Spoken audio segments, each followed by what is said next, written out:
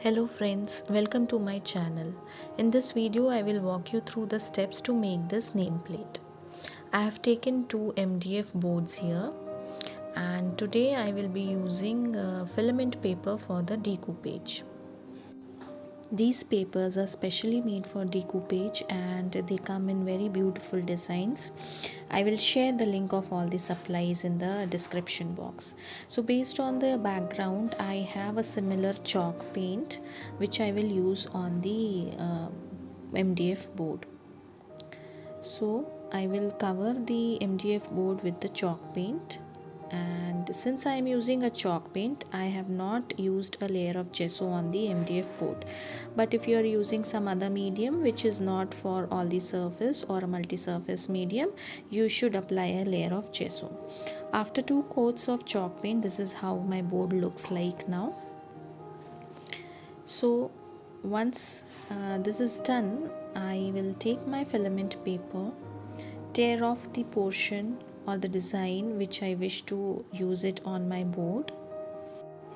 These papers being thicker than the decoupage napkin, the chances of it getting torn off while decoupaging is very less, or I can say almost it is negligible. Now I have taken the pieces which I wish to glue on the board. I am just positioning it at the place I want it. Using the Feviceril Mod Podge, I will start my decoupage. So I am applying the decoupage glue on a small portion and then I will glue the paper.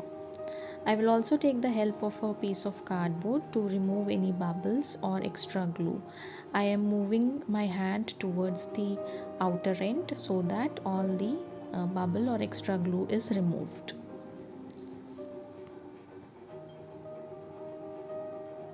I will do for the other piece also. Now this is done and dried. The extra paper which is left over, using a sandpaper or a sanding block, we have to remove this. Make sure the direction you use while removing the paper is away from the paper that we have just glued. Now the edges are clean.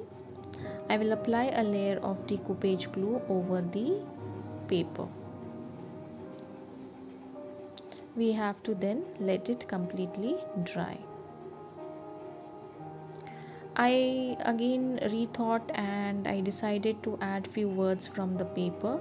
I will follow the same process of gluing, and once dried I will apply a layer of decoupage over these words. We have to build the background such that the decoupage paper blends with it. So here what I am doing is I have taken archival ink and doing some dry brushing to create some layers of a brown shade. If you don't have archival ink, you can always use any color medium that you have. Just make sure it is waterproof. Here again I am doing some stamping. If you don't have stamp, just look around to find some things which can give you some texture and build the background.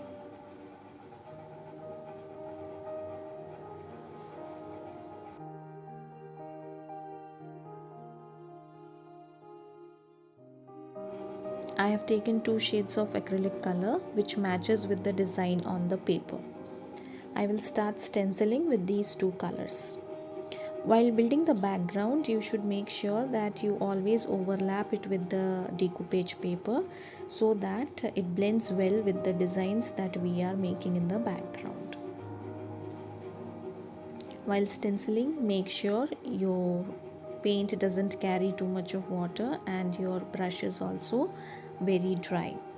If you don't have a stencil brush, you can always use sponge for stenciling. The background was feeling too light as compared to the background of the paper, so I decided to add in some shades of light brown. So here I am using brown shade with white acrylic paint with lots of water, and I am wiping it off once I apply it on the board so that I just create a light wash with it.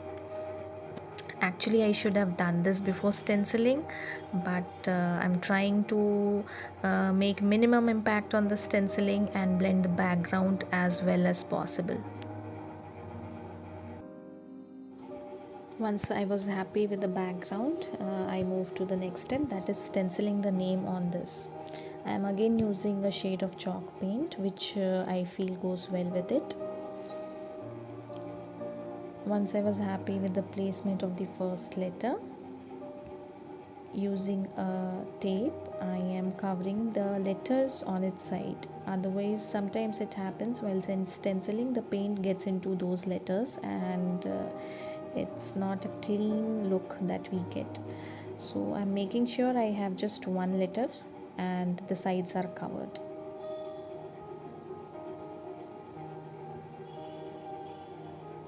I am simply eyeballing the second letter. If you are not confident, you can always draw a very faint line using a pencil and then go ahead with the stenciling the name. After stenciling the name, the area which was a little blank, I am going ahead and adding some designs with another stencil. Now this board is almost ready. We will apply a layer of varnish. Once this layer is dry, we have to go ahead and apply a second layer of it. Make sure you varnish the back side of this board as well. The first board is ready now. In the second board, I went ahead and did the decoupage using the same filament paper, and I will follow all the steps similar to what we did in the first board, like the dry brushing, stenciling, building the background. This time I made sure I use the brown color wash before I do the stenciling.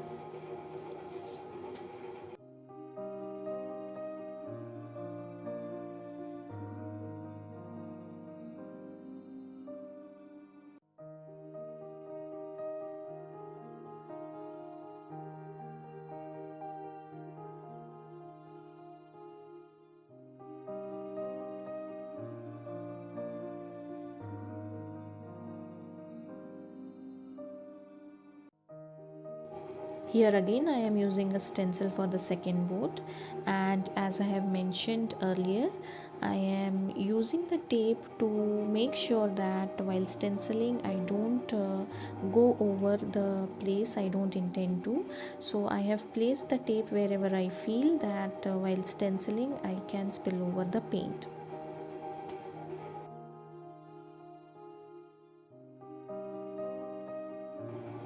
Our second board is also ready.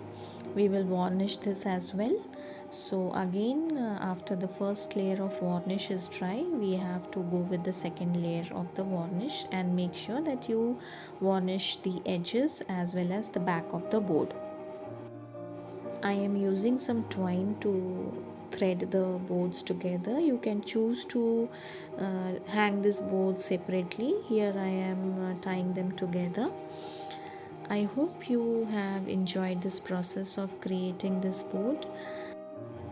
Please do like, share and comment on this video. I would love to hear your feedback. And if you have not subscribed yet, please subscribe and press the bell icon so that you get the notification for all the new video that I upload.